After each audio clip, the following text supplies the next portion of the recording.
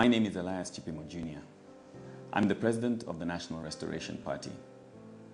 I want to share with you a bold and radical vision of how we can transform this nation working together and make it a centerpiece of excellence for the world to marvel at.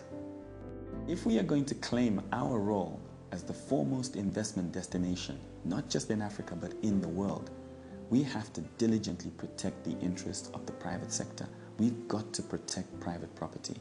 That doesn't mean that we will tolerate abuses, but we will set very clear guidelines and we will make sure that our courts and our institutions can operate in a smooth and efficient manner. This is our vision. Zambia will be a superpower, leading the world in clean and renewable energy production. We'll be a nation that will open up the vast agricultural potential of this country by setting in place a simple policy that will require every liter of fuel that's pumped into a vehicle to contain a minimum amount of the kind of products that can be produced all over the country. Everything starts with a vision. A nation without a vision will perish. We need to set in place very clear parameters of what we want to achieve and how we want to achieve it. There are three things that are going to be critical for us to achieve this vision. The very first is governance. We need a small, effective, and focused, performance-based cabinet. Each minister will have performance targets that will be published. You will be able to know exactly what your minister should have accomplished at the end of every month. And every 3 months, the president will appear before a press conference in order to answer questions about the performance of his ministers. No longer can we afford to have the excuse that the president's okay, but he's surrounded by people that aren't supporting him. Those performance targets will be critical in achieving the goal of the governance that this nation desperately needs. The second thing that we've got to do is to focus our enterprise into determining exactly how we are going to achieve energy independence. That is a critical path towards getting us to our superpower status. The third thing that we need to focus on is championing a major modernization drive right across the length and breadth of this country. We need to upgrade the urban areas, but we also need to put in place the necessary infrastructure to enable the full potential within our rural communities to be realized. It's time for change. It's time for narrative.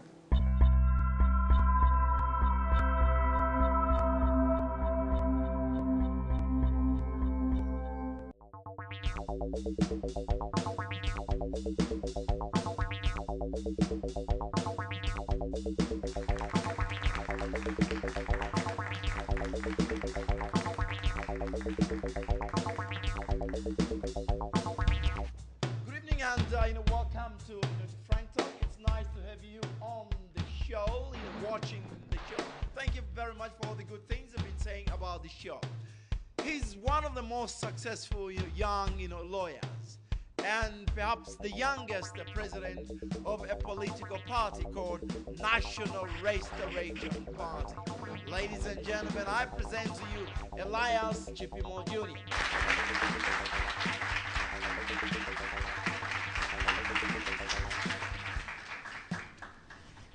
Right, 7 months, down the line, is it as good as you thought it would be? Is it living up to your expectations? Funny, actually, it's a lot better than I expected it would be. Really? Yeah. What's made it so beautiful? I think it's seeing human nature in its rawest form. You see the good, you see the bad, and you see the expression of hope in so many people that want change, but they don't know how that change can come about. So it's very exciting when you see that you can impact people's lives with your words and with giving them a message of hope. So that's been very exciting. You see hope in so many starving faces, really? It's not the hope that I see in them, it's the hope that I hear in their voice, that maybe our message can make a difference.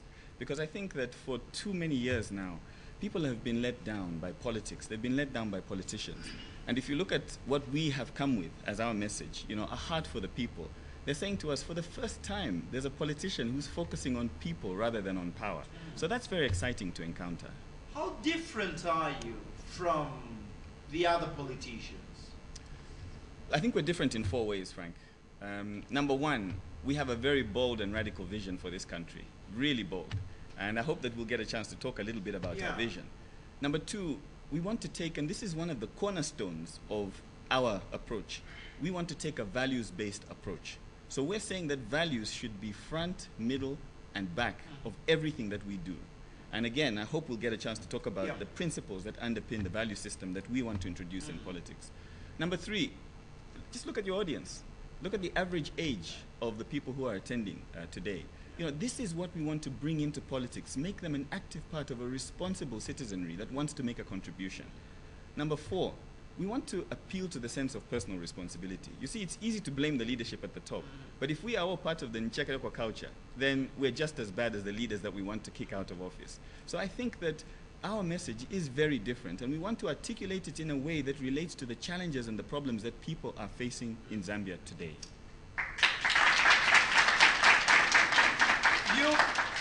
You left the comfortable confines of a very successful lawyer to take up this challenging mantle. You know, what triggered you to do this? Actually, when I think about it, Frank, I think it was a series of things. In 1993, when I just came back from doing my master's, I set up with the late Lucy Sichone, the Zambia Civic Education Association. And I felt a strong sense of civic responsibility. But after that, my career, my legal career started to develop, and it developed very quickly, maybe even more quickly than I expected that it would. And with each year that we were able to achieve some success, I looked around at the communities that I used to have to drive through to get home. And it just struck me that it was strange that I could be successful, but the people just living in an area close to where I had established my business were living in such poverty, places like Chibodia, you know, and I thought to myself, there must be something that we can do. So I set up a very small NGO called Plan for Giving, and we started to identify the development needs, and we started to respond to them. We gave blankets to an orphanage. We helped with some school desks for a very small little school in Ngombe compound. And this continued for a little while. But then my legal career kind of took over. And it was 29th of October, 2008, when I lost my mother in a terrible road traffic accident. And I think for me that was a turning point that reminded me of my civic responsibility. Just seeing what I saw in hospital and thinking that I was very fortunate that God allowed me to rescue my father. With the help of extended family, we were able to bring him from Mpika, 65 kilometers outside Mpika, all the way to UTH. We had to charter a plane to fly him down. And I was struck by the fact that there are very few Zambians that are in a position to do this. And I couldn't go on after I saw what I saw in the UTH. You know, a dead body had not been moved, which was on a trolley next to my father's bed for over 3 hours. Now, I realized I couldn't blame the nursing staff and the hospital attendants. I had to blame myself, because in Zambia, unfortunately, the abnormal has become very normal. And I realized that we needed to do something. It was now our turn as a generation to give something back to this nation and to provide the leadership that it so desperately needs. Tell me, what did you see at UTH? Well, my father was actually, the accident occurred on the 29th of October at about 5:45 in the morning. And by the time we organized ourselves, I realized that if we left him in Mpika, because he was very badly injured, he was probably going to face a situation at the district hospital where there was no medicine in the hospital, maybe there was no doctor on call. Certainly the equipment wouldn't have been up to standard, perhaps. But the most critical thing when you're in a traffic accident and you're badly injured is the loss of blood. So we knew that we had to somehow get him down to Lusaka. And he arrived at about 17 hours is when he was in the casualty ward. We left at about midnight. When I went back the following morning, I was there very early. And the first thing I noticed was that there was this body lying on a trolley wrapped in chitenge cloth right next to his bed. I don't know whose body it was. But I kept thinking to myself, why don't they move this thing? And I was very angry. And I remembered all these scenes of politicians going and shouting at nurses, so I didn't want to do that.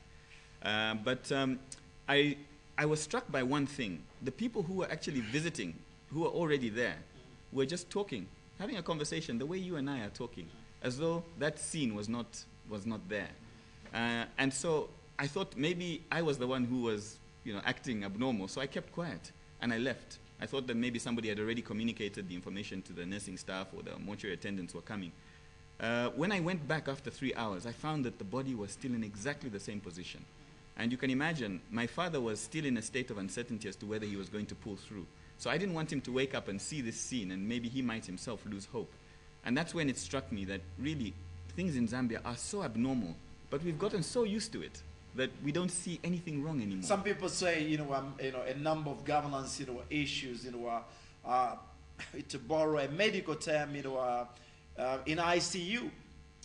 Are you the one to resuscitate, these situations? There's so much that has gone wrong. It's like the whole country is in ICU. But, you see, you have to start from somewhere.